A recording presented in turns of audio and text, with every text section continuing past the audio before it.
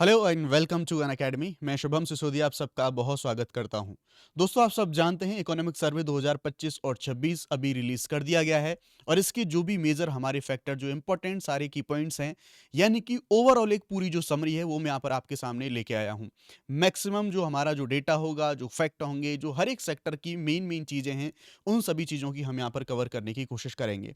सबसे पहले मैं आपको इसका जो इकोनॉमिक सर्वे का प्रीफेस है उसके बारे में आपको बता देना चाहता हूं, जो कि आपके इकोनॉमी के साथ साथ एंशिएंट हिस्ट्री से लिंक करके आपको यहां पर ऐसे समझना होगा। प्रीफेस में आपको एक यहां पर श्लोक देखने को मिलेगा। आप श्लोक यहां पर देख सकते हैं जो कि कठोपनिषद से रिलेटेड है। इस कठोपनिषद से यहां पर इस श्लोक को लिया गया है और बेसिकली इस श्लोक में हम यहां पर देखेंगे कि इसमें जो एक दो तरीके होते हैं या फिर दो चीजें हमें यहां पर देखने को मिलती हैं, जो यम और नचिकेता के संवाद से चीजें निकाली गई हैं। यानी कि जब यम यानी कि मृत्यु के देवता और नचिकेता जो बाल थे, जब उनके बीच में ये संवाद होता है तो वहां पर दो चीजें निकल के आई। उन्होंने जो यम थे उन्होंने जीवन को लेके दीर्घकालिक और जो अल्पकालिक चीजें हैं उनके बारे में बताया। इसी चीज को हमारे इकोनॉमिक सर्वे में अपनाने की कोशिश यहां पर करी गई है। यानी कि दो चीजें हमें यहां पर जीवन में देखने को मिलती हैं। एक होता है प्रेय, जिसे हम अल्पकालिक सुख कहते हैं, और एक होता है श्रेय, जिसे हम दीर्घकालिक हित कहते हैं। दीर्घकालिक जो चीजें होती हैं वो थोड़ी मुश्किल होती हैं, लेकिन लॉन्ग टर्म के लिए वो स्थायी होती हैं। तो इकोनॉमिक सर्वे में हम देखेंगे भारत ने इसी श्रेय को यहां पर अपनाया है। तो आप देखेंगे कि ये आपके एग्जाम के लिए जरूरी हो जाता है, ऑल्सो फॉर एंशियंट हिस्ट्री। आप जब इकोनॉमी को यहाँ पर लिंक करके समझने की कोशिश करेंगे तो एग्जैक्टली प्रीफेस में आपको ये श्लोक यहाँ पर देखने को मिल जाएगा, राइट। जहां पर देख सकते हैं कि यम का जो संदेश है वो यहाँ पर हमें देखने को मिलता है कि भाई दीर्घकालिक भलाई है उस पर हम लोग फोकस कर रहे हैं, बल्कि क्षणिक सुखों को हम यहाँ पर फोकस नहीं कर रहे हैं। हम देखेंगे कि ये जो मैच्योरिटी सोच है वो श्रेय को चुनती है, ना कि प्रेय को हम लोग चुनते हैं। प्रेय को हम लोग इग्नोर करके श्रेय को हम यहाँ पर देख रहे होते हैं। तो भारत ने भी इकोनॉमिक सर्वे के अंदर इसी चीज को यहाँ पर अपनाया है। अब जैसा हम जानते हैं कि ग्लोबल लेवल पर चीजों में बदलाव हो रहा है, यानी कि ज्यादातर जो निवेश हैं, जो सप्लाई चेन है, विकास है, लंबे समय तक हमने इस अप्रोच को यहाँ पर अपनाया है। इसमें हम देखेंगे कि जो तात्कालिक समाधान है वो खोजने की बजाय हमें रेजिलियंस बनाना होगा, इनोवेशन जारी रखना होगा, विकसित भारत के रास्ते पर हमें टिके रहना होगा। इस रास्ते को हमने यहाँ पर अपनाया। अब एक एक से सभी सेक्टर्स को हम यहाँ पर समझने की कोशिश करते हैं। सबसे पहले जो ग्रोथ आउटलुक है उसे हम यहाँ पर समझने की कोशिश करेंगे। देखते हैं ग्रोथ से रिलेटेड जो इंपॉर्टेंट डेटा है उसके बारे में।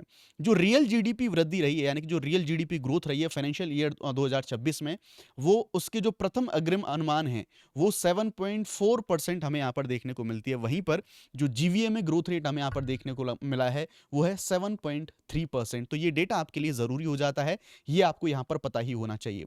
फाइनेंशियल ईयर 27 में जो जीडीपी की वृद्धि अनुमानित करी गई है वो 6.8% हमने यहां पर अनुमानित करी है, जिसमें हम देखेंगे 7.2% जो कि वर्तमान वर्ष के 7.4 से भी थोड़ा यहां पर जो है वो कम हमें यहां पर देखने को मिलेगा। अब हम देखें कि भैया हमने क्या एक्सपेक्टेशंस करी, यानी कि क्या हमने संभावित वृद्धि है उसको हमने यहां पर देखा है। तो संभावित वृद्धि में हम देखेंगे लगभग 7% हमने इसको यहां पर जो है इसके बारे में हमने सोचा है कि ये इतनी रहेगी।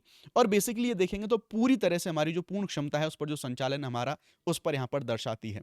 दूसरा जो हमारा इंपॉर्टेंट डेटा होता है वो हमें देखने को मिलेगा राजकोषीय स्थिति और बैंकिंग सुधार से रिलेटेड। अब इसमें क्या हुआ है और क्यों ये सारी चीजें जो बेहतर चीजें हैं वो हमें यहां पर देखने को मिल रही हैं। तो देखो, इसमें जो केंद्र सरकार की राजस्व प्राप्तियां हैं वो जीडीपी का 9.2% हमें यहां पर देखने को मिली हैं। और जो जीएनपीए यानी कि हमारा जो नॉन परफॉर्मिंग एसेट है वो 2.2% पर आ गया। ये बहुत अच्छी बात है हमारे, यानी कि जो बैंक्स हैं उनका जो एनपीए वो कम होता जा रहा है।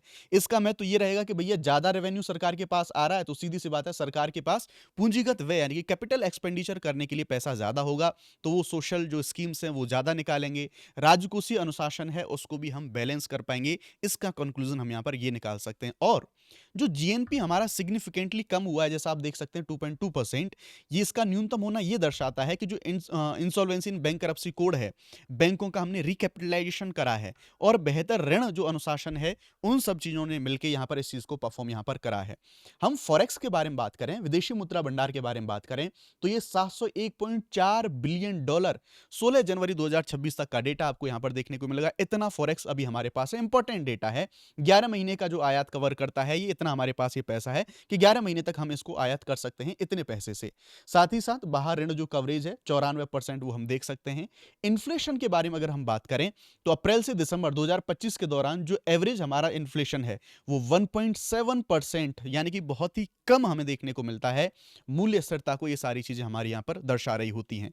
देन हम देखेंगे एक्सटर्नल सेक्टर हमारा क्या कह रहा है। इसके बारे में अगर देखें तो वैश्विक वस्तु निर्यात में जो भारत का कंट्रीब्यूशन है 2005 में केवल और केवल 1% हुआ करता था। अब ये 1% से बढ़ के 2024 में 1.8% यानी कि, और जब हम एक्सपोर्ट बढ़ा रहे हैं तो इसका मतलब ये अच्छी बात है हमारे देश के लिए। जब हम सेवा निर्यात के बारे में बात करते हैं तो 387.6 बिलियन डॉलर ये हमें देखने को मिलेगा फाइनेंशियल ईयर 2025 के अंदर।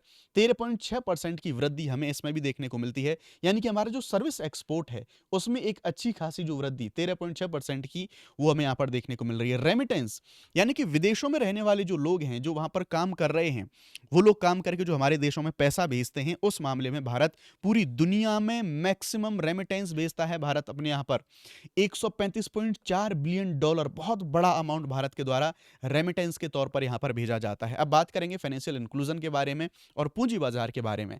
तो प्रधानमंत्री जनधन जो योजना है, इसके बैंक खाते 55 करोड़, इससे भी ज्यादा हमें यहां पर देखने को मिलते हैं मार्च 2025 के समय पर। लेकिन उसके बाद हम देखेंगे तो यहां पर 36.63 जो करोड़ हैं वो ग्रामीण और अर्ध शहरी क्षेत्रों में प्रधानमंत्री जनधन जो योजना है इसका फायदा हमें यहां पर देखने को मिल रहा है। मतलब जो ग्रामीण क्षेत्र एक टाइम पर जो बहुत ज्यादा पिछड़े हुआ करते थे, अब वहां पर भी जो फाइनेंशियल इंक्लूजन है, फाइनेंशियल सर्विसेज हैं, वो वहां पर पहुंच रही हैं। ये डेटा हमारा यहां पर ये दिखाता है। निवेशकों में देखें तो 12 करोड़ से ज्यादा निवेशक हमें देखने को मिलेंगे, और अच्छी बात यह है कि 25% महिलाएं निवेशकों में हमें देखने को मिलती हैं। दैट मीन्स कि निवेशकों में अगर महिलाओं का बढ़ना, यानी कि महिलाओं का जो सशक्तिकरण है या फिर उनका इंक्लूजन है, वो हमें यहां पर दिखा रहा है।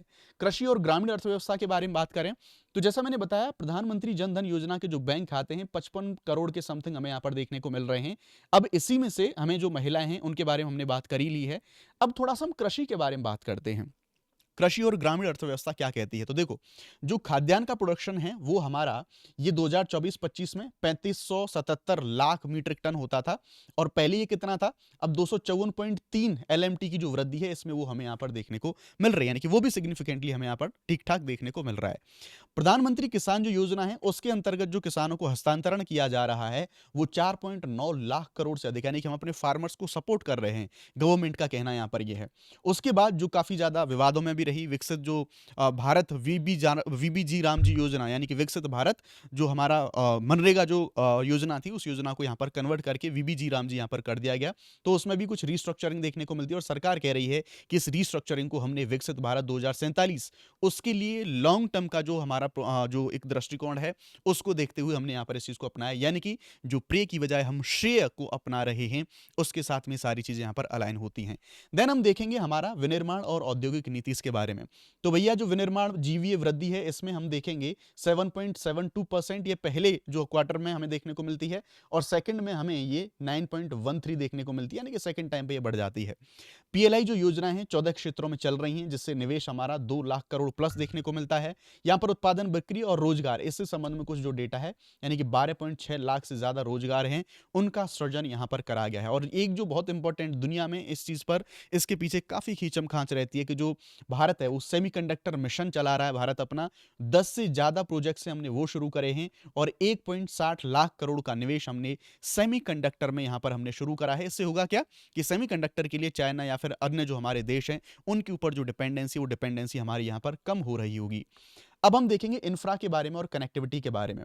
तो हम देख सकते हैं यहाँ पर उच्च गति राजमार्ग हमारे फाइनेंशियल ईयर 2014 में 550 किलोमीटर हुआ करते थे। 2014 से हम देखेंगे 2026 में ये हमारे 5364 किलोमीटर तक, एक बहुत सिग्निफिकेंटली नंबर देखने को मिलता है। 550 किलोमीटर से 5364 किलोमीटर, बहुत ही सिग्निफिकेंटली वृद्धि इसमें देखने को मिली है। रेलवे में देखेंगे तो फाइनेंशियल ईयर 2026 में 3500 किलोमीटर नई जो लाइनें हैं उन नई लाइनों को यहां पर बिछाया गया है। अगर हम एविएशन में देखें तो भारत दुनिया का तीसरा सबसे बड़ा घरेलू विमानन बाजार बन गया, यानी कि आम आदमी भी अब जो हमारा विमानन है या फिर एयर है उस तक पहुंच पा रहा है। हवाई अड्डों के बारे में बात करें तो 2014 में इनका नंबर 74 हुआ करता था, 2025 में इनका नंबर 164 हमें यहां पर देखने को मिलता है। बात करेंगे साइंस एंड टेक्नोलॉजी इनके बारे में, तो नवीकरणीय ऊर्जा, कुल जो रिन्यूएबल एनर्जी है और सौर जो क्षमता है, विश्व में तीसरे स्थान पर है। नाउ आप लोग मुझे एक बार बताइए कि अगर हम तीसरे स्थान पर भारत है तो पहले एंड दूसरे स्थान पर दुनिया के अंदर कौन है, वो आप मुझे कमेंट सेक्शन के अंदर बताएंगे। देन हम यहां पर देखेंगे स्पेस के सेक्टर में भारत अपना जो स्वायत्त उपग्रह डॉकिंग है, स्पाडेक्स है, ऐसी क्षमता प्राप्त करने वाला भारत चौथा देश बन गया है। तो यानी कि हम स्पेस में भी हम लोग बहुत अच्छा कर रहे हैं। सामाजिक क्षेत्र one of the most important. तो देखो जो हमारा ग्रॉस एनरोलमेंट रेट होता है ना, वो प्राथमिक स्तर पर 90.9 हो गया है, यानी कि इतने सारे बच्चे प्राथमिक शिक्षा में एनरोल हो रहे हैं। उच्च प्राथमिक में हम देखेंगे तो 90.3 हो गया है और माध्यमिक में 78.7। ये जीईआर हमें यहाँ पर देखने को मिल रहा है। और इतना ही नहीं, भारत के अंदर जो शैक्षणिक संस्थान है उनमें से 23 आईआईटी, 21 आईआईएम और 20 आईआईएम्स और हमें यहाँ पर देखने को मिलते हैं। एम्स हमें यहाँ पर 20 एम्स हमें यहाँ पर देखने को मिलते हैं। इतना ही नहीं, हम इनका इंटरनेशनलाइजेशन भी कर रहे हैं। जांजीबार और अबू धाबी में जो अंतरराष्ट्रीय आईआईटीज हैं उनको भी यहाँ पर स्थापित करा गया है। हेल्थ के सेक्टर में अगर देखें तो 1990 के बाद जो एमएमआर होता है और जो हमारा आईएमआर होता है उसमें हमें तीव्र गिरावट देखने को मिल रही है, यानी कि दुनिया के कंपैरिजन में। और हम देखें हमारी जो पिछली परफॉर्मेंस थी उससे इन चीजों में हमें जो कमी है वो कमी देखने को मिलती है। इसका रीजन क्या है?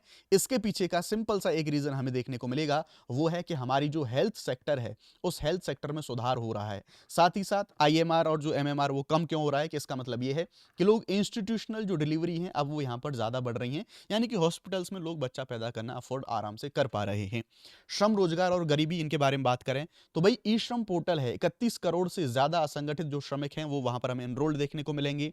54% महिला, यानी कि महिलाओं को रोजगार प्रदान करने में एक सिग्निफिकेंट रोल इसका हमें यहाँ पर देखने को मिल रहा है। राष्ट्रीय करियर सेवा पोर्टल, इसमें हम देखेंगे तो लगभग 2.8 करोड़ रिक्तियां इसमें हमें देखने को मिलती हैं और 2026 तक हम 2.3 करोड़ से ज्यादा जो रिक्तियां हैं वो हमें यहां पर देखने को मिलेंगी। सबसे और बड़ी और एक इंपॉर्टेंट चीज, नीति आयोग के द्वारा जो निकाला जाता है हमारा एमपीआई, यानी कि बहुआयामी गरीबी सूचकांक, 2005-6 में ये 55.3% हुआ करता था, लेकिन यानी कि इतनी गरीबी पाई जाती थी 2005-6 के समय, बट 2022-23 में ये 11.28% तक, यानी कि 55 से लगभग 11% तक डिक्लाइन होकर हमारा जो गरीबी बहुआयामी गरीबी सूचकांक है ये नीचे आ चुका है। रणनीतिक आर्थिक दृष्टिकोण के बारे में बात करें तो सिंपल सी बात, डिसिप्लिन्ड स्वदेशी का जो कॉन्सेप्ट है भारत के द्वारा ये अपनाया गया है। इसका प्रस्ताव रखा गया है कि भैया हम डिसिप्लिन में रहेंगे और लॉन्ग टर्म जो स्ट्रेटेजी है उसको हम यहाँ पर अपनाएंगे।